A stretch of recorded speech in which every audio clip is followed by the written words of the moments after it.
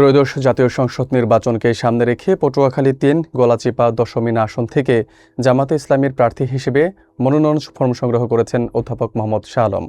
বুধবার দুপুরে গলাচিপা উপজেলা সহকারী রিটার্নিং কর্মকর্তা ও উপজেলা নির্বাহী কর্মকর্তার কার্যালয় থেকে আনুষ্ঠানিকভাবে ফরম সংগ্রহ করেন তিনি।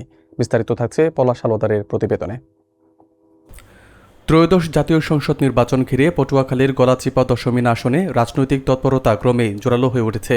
এরই অংশ হিসেবে জামায়াতে ইসলামীর মনোনীত প্রার্থী হিসেবে অধ্যাপক মোহাম্মদ শাহ আলম বুধবার 24 ডিসেম্বর দুপুরে গলাচিপা উপজেলা সহকারী রিটার্নিং কর্মকর্তা ও উপজেলা নির্বাহী কর্মকর্তা মাহমুদুল হাসানের কার্যালয় থেকে আনুষ্ঠানিকভাবে মনোনয়ন ফর্ম সংগ্রহ করেন। এ সময় উপজেলা ও পৌর জামায়াতে ইসলামীর বিভিন্ন অঙ্গ সংগঠনের নেতাকর্মীরা তার সঙ্গে উপস্থিত ছিলেন এবং কার্যালয় চত্বরে উল্লেখযোগ্য সংখ্যক নেতাকর্মীর উপস্থিতি লক্ষ্য করা যায়। মনোনয়ন ফর্ম সংগ্রহের পর অধ্যাপক মোহাম্মদ শাহ আলম গণমাধ্যমকে জানান, গলাচিপা ও দশমিনার জনগণ দীর্ঘদিন ধরে অবহেলার শিকার হয়ে আসছে। তিনি রাজনীতিতে সক্রিয় হয়েছেন সাধারণ মানুষের অধিকার আদায়ের লক্ষ্যে। তার রাজনৈতিক অঙ্গীকারের মধ্যে রয়েছে এলাকার সার্বিক উন্নয়ন ত্বরান্বিত করা, কর্মসংস্থানের সুযোগ সৃষ্টি করা, শিক্ষা ব্যবস্থার মানোন্নয়ন এবং স্বাস্থ্যসেবাকে মানুষের দোরগোড়ায় পৌঁছে দেওয়া।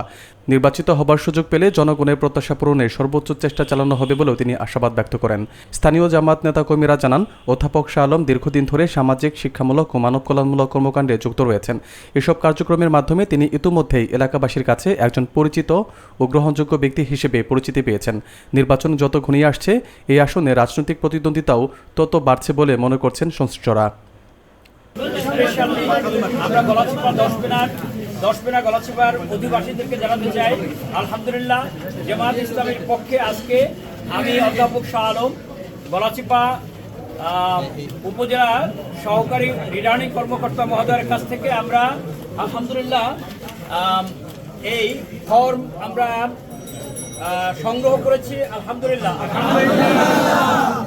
আপনারা দোয়া করবেন এবং এই ফর্ম সংগ্রহ করার মধ্য দিয়ে আমরা নির্বাচন প্রক্রিয়ার মধ্য দিয়ে নির্বাচনী রোড ম্যাপের মধ্যে ঢুকে গেছি। আপনারা দায়িত্ব কিন্তু কমেনি, দায়িত্ব বেড়েছে। পাড়ায় পাড়ায়, মহল্লায় মহল্লায়, ঘরে ঘরে, জনে জনে গিয়ে যদি আপনারা কাজ করতে পারেন, তাদেরকে তাদের পছন্দের মধ্যে যদি আমাদেরকে নিয়ে আসতে পারেন, সফলতা এক অনিবার্য হয়ে উঠবে ইনশাআল্লাহ। আপনারা চেষ্টা করুন জনগণের প্রত্যেকের কাছে যেন আনটাচড, আননকড যেন কোনো মানুষ না থাকে, সেদিকে সকলের দৃষ্টি আকর্ষণ করছি।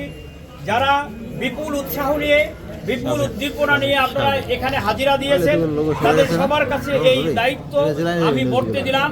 আল্লাহর ওয়াস্তে সকলের বাড়িতে গিয়ে দয়া করে কথা বলুন, সকল ভোটারের সাথে যোগাযোগ করুন।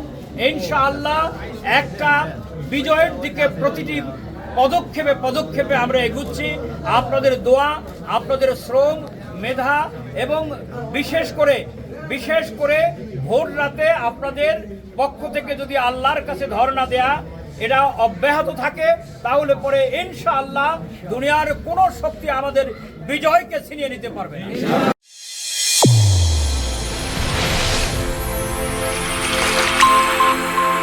চ্যানেল A1 হৃদয়ের স্পন্দন।